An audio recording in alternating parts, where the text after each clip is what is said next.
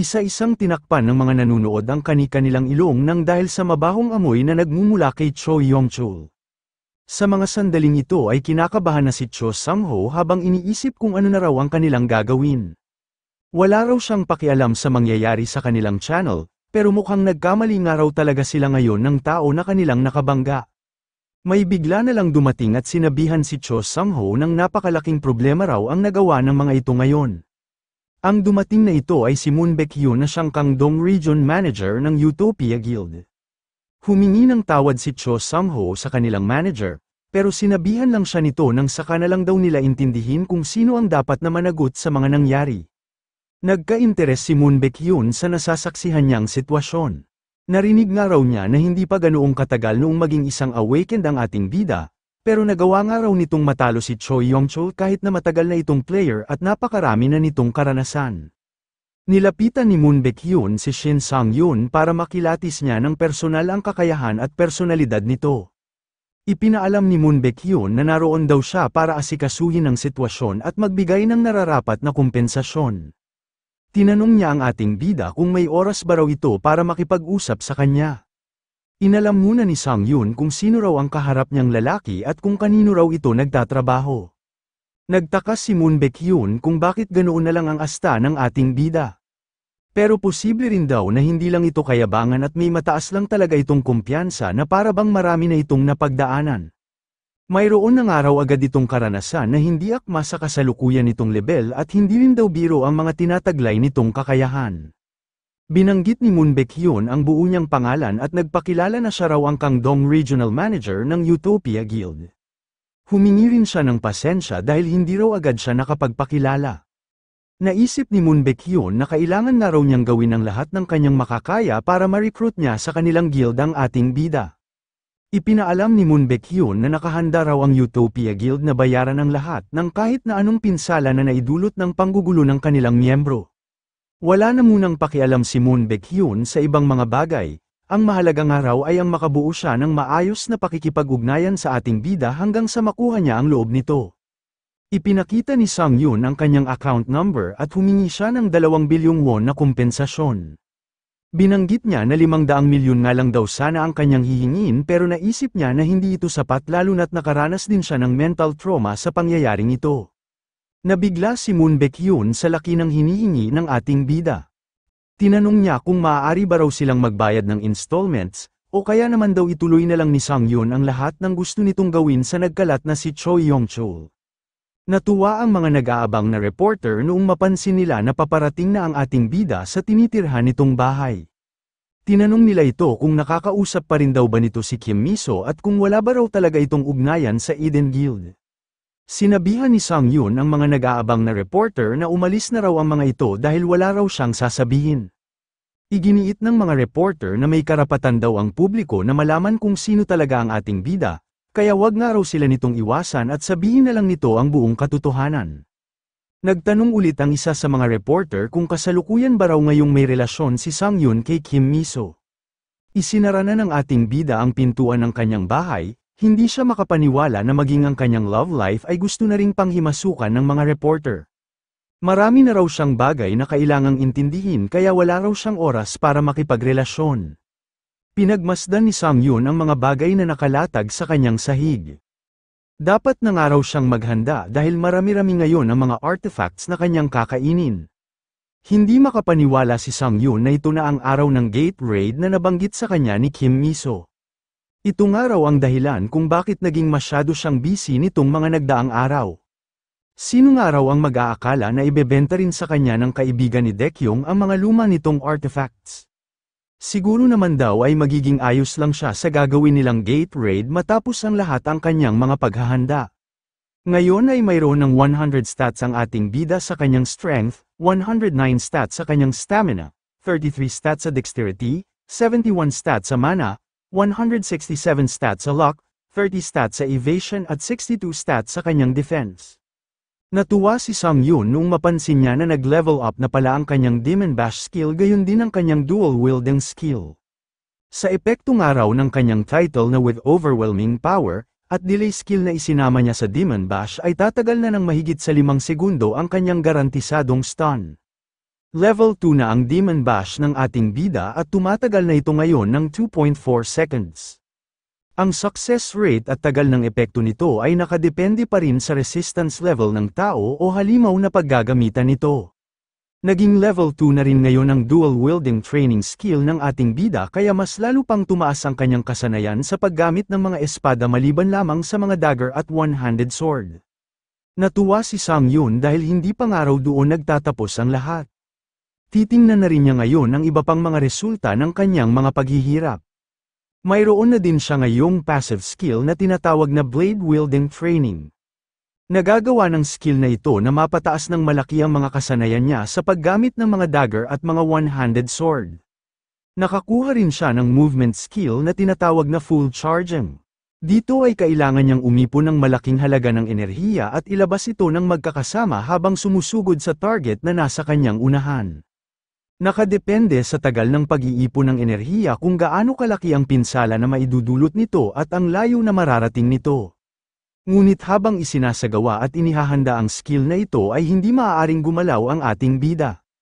Naisip ni Sang Yun na siguro naman daw ay sapat na ang mga skill niyang ito para sa gagawin nilang gate raid, ngayon nga raw ay mayroon na siyang isang movement skill at isang backup plan. Naalala ng ating bida na marami raw siyang pagkukulang sa mga huli niyang pakikipaglaban. Hindi niya nga raw maisagawa ang mga bagay na nagagawa niya noon sa nakaraan niyang buhay. Sa pakikipaglaban niya nga raw sa Wolf Lord ay kinailangan niyang sumugal dahil limitado pa lang noon ang kanyang mga combat patterns. At sa pakikipaglaban niya naman daw kay Choi Yong-chul ay madali lang siya nitong nahuli sa isang trap nang dahil sa kakulangan niya sa kanyang bilis. Hindi nga raw kalabisan kung iisipin niya na maaari siyang mamatay kung nagkataon na mas malakas pa ang kanyang mga nakalaban. Pinaalalahanan ni Sang Yun ang kanyang sarili na dapat na raw siyang mag-focus. Kapag nagpatuloy pa nga raw ito, kahit ano pa ang gawin niyang progreso ay mauulit lang muli ang mga pangyayari na napagdaanan niya noon.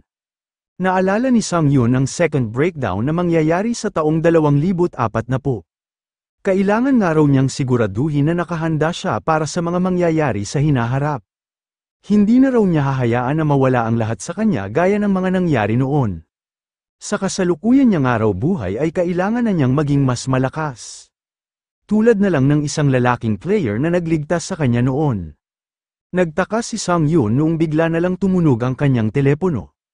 Bumati ang lalaki na nasa kabilang linya at nagpakilala na siya raw si reporter Park Jong-min.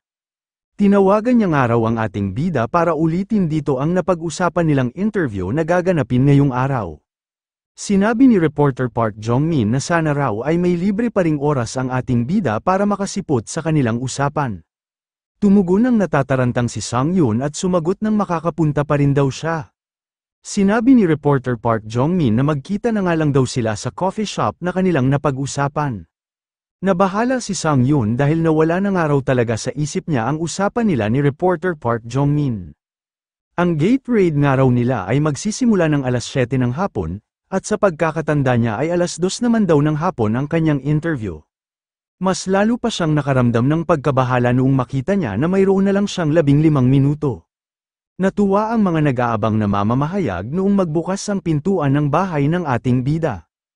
Umaasa ang mga ito na makakakuha na sila ng mga impormasyon tungkol kay Sang Yun at malalaman na nila kung ano talaga ang relasyon nito kay Kim Miso.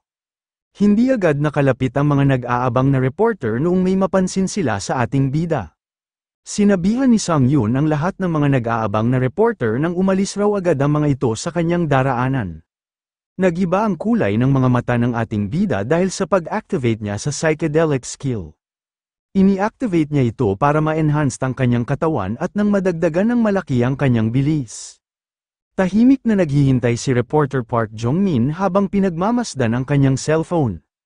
Napansin niya na may binati ang mga empleyado ng coffee shop sa tapat ng pinto. Agad na tinawag ni reporter Park Jong-min ang pangalan ni Sang Yun para makita siya agad nito. Ipinaalam ni reporter Park Jong-min na naka-order na raw siya ng kape para sa kanila. Habang papalapit si Sang Yun ay may biglang napansin ang reporter. Sinabihan ni reporter Park Jong-min ang ating bida nang takaw pansin daw ang itsura nito. Naguluhan si Sang Yun sa kanyang itutugon hanggang sa sumagot na lang siya ng salamat. Tinanong ni reporter Park Jong-min kung nanggaling pa ba raw ang ating bida sa isang dungeon. Natawa ang ating bida sa narinig niyang tanong, naisip niya na mas nahirapan pa nga raw siya sa pagpunta doon kaysa sa pagpunta sa isang dungeon. Humingi si Sang-yoon ng pasensya dahil medyo na late raw siya ng pagdating. Tumawa si reporter Park Jong-min at sinabi na ayos lang naman daw sa kanya. Ipinaalam ni reporter Park Jong-min na gusto niya raw ma-interview ang ating bida tungkol sa mga natapos na pangyayari sa loob ng quest area. Mukhang napakarami nga raw ng pinagdaanan ng ating bida nitong mga nagdaang araw. Tumugon si Sang-yoon nang wala naman daw kahanga-hanga sa kanyang mga nagawa dahil maliliit na bagay lang naman daw ang lahat ng mga ito. Sinabi ni reporter Park Jong-min na kahit ano pa raw ang isipin ng ating bida ay hindi na nito maipagkakaila na ito na ngayon ang sentro ng atensyon ng lahat ng mga player. Maraming araw ang nagpapahayag na wala ng saysay ang level at karanasan sa bagong ranking system. Sa pagsulpot nga raw ni Sang-yoon na may mababang level ay mas lumaki pa ang bilang ng mga naniniwala sa mga ganoong pahayag. Marami ng araw ngayon ang tumatawag dito bilang isang super newbie. Tinanong ni reporter Park Jong-min kung alam ba raw ng ating bida na napakaraming guild ang interesado na ma-recruit ito. Hindi na nasurpresa si Sang-yoon dahil napakarami na niyang natatanggap na tawag sa kanyang numero. Tinanong ni Sang-yoon kung ang gusto ba raw marinig ni reporter Park Jong-min ay kung nire-recruit siya ng Eden Guild o ang pag-recruit na natanggap niya mula sa ibang mga guild. Nagulat si Sang-yoon noong sabihin ni reporter Park Jong-min na ang tinutukoy raw niya ay ang mga guild na nagmula pa sa ibang bansa. Binanggit ni reporter Park Jong-min na marahil ay hindi pa raw alam ng ating bida na 5 kilalang foreign guild ang interesado dito. Nito nga lang daw umaga ay opisyal na ang mga itong nag-request sa kanilang Korean Player Association na idaan si Shin Sang-yoon sa isang official identity check. Sinabi ni reporter Park Jong-min na karamihan daw sa mga foreign guild ay kilala sa pag-scout ng mas maaga sa mga malalakas na player para mas malaki ang tsansa na mapasali nila ang mga ito. Pero mukhang ito pa lang daw ang unang beses na nagkaroon ng mga ito ng interes sa isang newbie level player na tulad ng ating bida. Pinayuhan ni reporter Park Jong-min ang ating bida nang wag daw nitong ibababa ang depensa nito lalo na't marami na ngayon ang nagmamasid sa bawat galaw nito. Habang naglalakad ay iniisip ni Sang-yoon ang impormasyon na kanyang nalaman.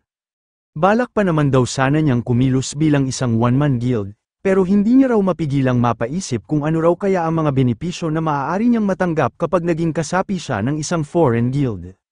Nabawasan rin agad ang interes ng ating bida noong maalala niya ang mga paghihirap na naranasan niya noon mula sa kinabibilangan niyang guild.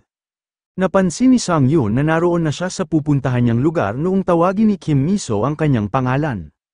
Sinabihan ni Kim Miso ang ating bida nang doon daw muna sila dahil may ilan pa raw silang oras bago magpakita ang papasukin nilang gate. Napansin ni Sang-yoon ang babae na nasa likuran ni Kim Miso at namumukhaan niya kung sino ito. Sinabi ni Kim Miso na lagi nga raw binabanggit ng kanyang sister na gusto nitong makilala ang ating bida. Isinama niya nga raw ito doon para makilala na nito ang ating bida bago sila magtungo sa papasukin nilang gate.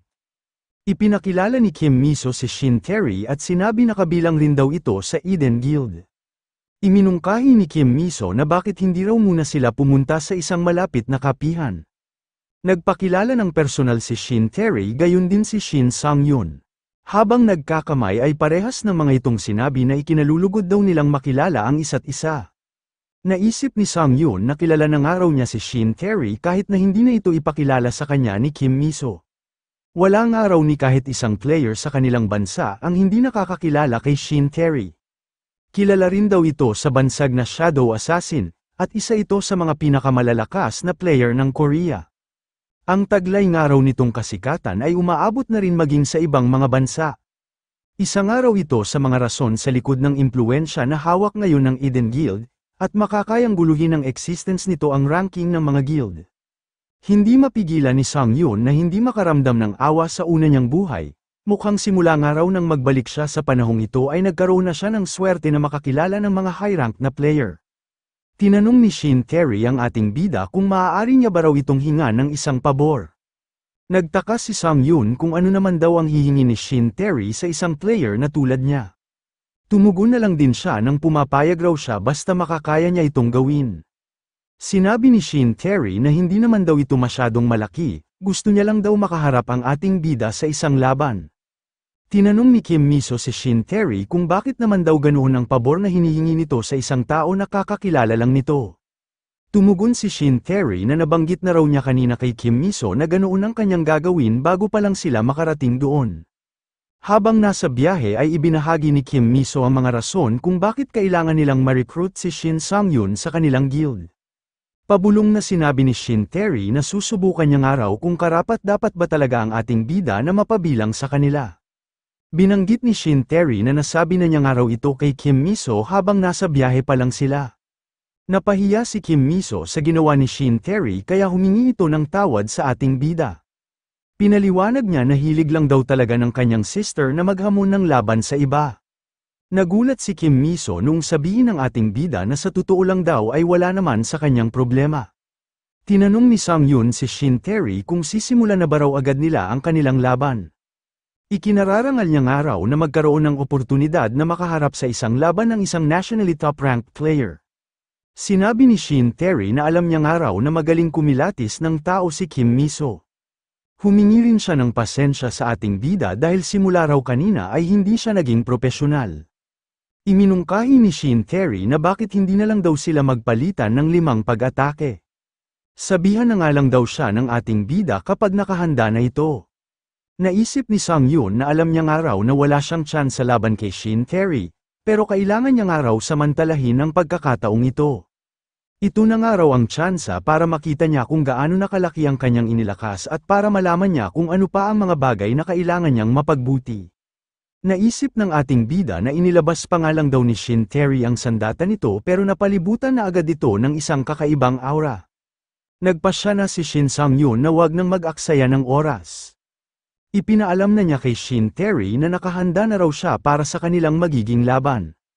Ini-activate na rin niya ang kanyang psychedelic skill dahil umpisa pa lang ay plano na niyang ibigay ang lahat ng kanyang makakaya. Gulong-gulo si Kim Miso kung bakit ganoon ang kinahinatnan ng pagkikita nina Shin Tae-ri at Sang-yoon. Sinabi ni Shin Tae-ri na gagawin na raw niya ngayon ang kanyang first move. Bigla na lang itong nawala sa kinatatayuan nitong pwesto na siya namang ikinabahala ng ating bida. Napagtanto ni Sang-yoon na para daw pala siyang isang mangmang, sa pisikal na kapasidad daw ngayon ng kanyang katawan ay hindi siya maaaring umasa sa kanyang reaction time para mabasa ang mga pag-atake ni Shin Tae-ri. Kailangan nga raw niyang mahulaan ang mga pag-atake na gagawin nito. Bahagyang nagulat si Shin Tae-ri noong masabayan ng ating bida ang una niyang pag-atake. Lumayo ulit ito at pinuri si Sang-yoon dahil magandang araw ang galaw na ginawa nito.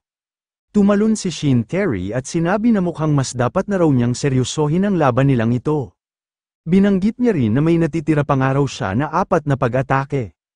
Mas pinabilis pa ni Shin Tae-ri ang kanyang paggalaw para hindi masundan ng ating bida kung saan siya sunod na magmumula. Naisip ni Sang-yoon na malahalimaw nga raw talaga ang lakas ni Shin Tae-ri at mas lalo pa nga raw itong bumibilis. Isa lang ang naisip na paraan ng ating bida para makapalag siya sa ganoong sitwasyon. Kailangan na raw muna niyang isantabi ang kanyang paningin at basahin ang bawat galaw ni Shin Tae-ri sa pamamagitan ng kanyang instinct. Alam niya nga raw na mas mahirap itong gawin ngayon pero kailangan niya nga raw itong magawa. Naisip ni Kim Miso na alam naman daw ng ating bida ang laki ng pagitan ng lakas nito kung ikukumpara kay Shin Tae-ri pero bakit nga raw nakapikit pa ngayon ang mga mata nito? Naguguluhan na siya kung isang kahibangan ba raw ang ginagawa ng ating bida o kung may pinaplano lang ito. Pinagpatuloy ni Sang-yoon ang kanyang konsentrasyon at doon ay matagumpay niyang naiwasan at napigilan ang mabilis na pag-atake ni Shin Tae-ri. Pinuri ni Shin Tae-ri ang matinding pokus ng ating bida, hindi niya nga raw akalain na mapipigilan din ito ang pangalawa niyang pag-atake. Karamihan nga raw sa mga swordsman ay nabibigong makarating sa level ng pokus na ginagawa ngayon ng ating bida. Ito raw ay nang dahil sa kinukulang ang mga ito ng maraming karanasan. Sinabi ni Shin Tae-ri na pakiramdam niya nga raw ay para siya ngayong nakikipaglaban sa isang veteranong player. Nagulat si Sang-yoon sa mga sinabi ni Shin Tae-ri, pero mas pinili na lang niyang manahimik at nang hindi na maungkat pa ang kanyang lihim. Binanggit ni Shin Tae-ri na may 3 pa raw siyang pag-atake na natitira. Sa mga sandaling yun ay nagtanong ang ating bida kung maaari rin daw ba siyang humingi ng pabor, at agad din naman itong pinayagan ni Shin Tae-ri. Nagpasalamat si Sang Yun at iminungkahi kay Shin Terry na lakdawan na raw nila ang tatlo nitong pag-atake at tapusin na nila ito gamit ang lahat ng kanilang lakas. Naguluhan si Shin Terry kung tama ba ang pagkakarinig niya sa iminumungkahi ng ating bida. Inamin ni Sang Yun na alam niya raw na parang kayabangan ang sinasabi niya ngayon, pero pakiramdam niya nga raw ay hindi na ulit siya mabibigyan ng isa pang pagkakataon na tulad nito.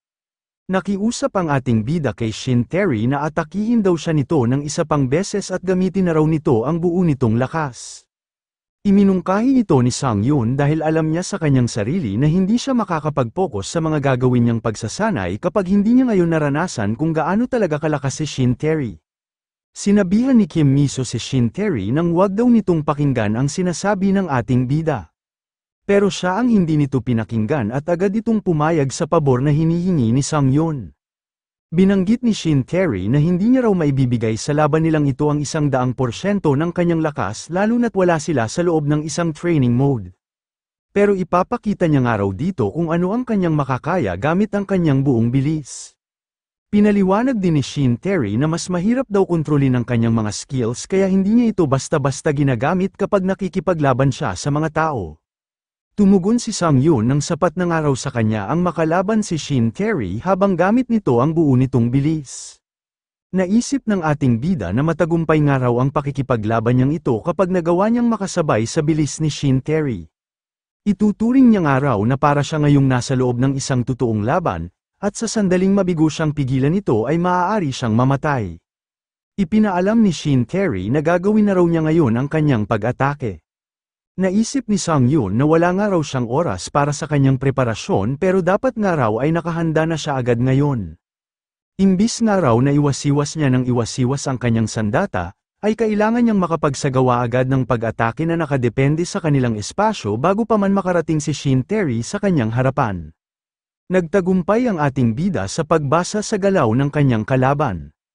Pero hindi niya inasahan ang sunod na ginawa ni Shin Terry. Bigla na lang itong naglaho sa kanyang harapan at sumulpot ito sa kanyang likuran noong gamitin nito ang skill na tinatawag na Shadow Illusion. Nabahala si Sang Yun dahil hindi niya inasahan na ganoon ang gagawin ng kanyang kalaban. Pinatamaan ni Shin Terry ang mukha ng ating bida gamit ang puluhan ng kanyang sandata upang hindi ito mapuruhan. Nag-alala sina Kim Miso at Shin Terry sa lagay ng ating bida. Agad namang ipinaalam ni Sang Yun na ayos lang naman daw siya. Naisip ng ating bida na inakala nga raw niya na hindi gagamit ng skill si Shin Terry sa huli nitong pag-atake.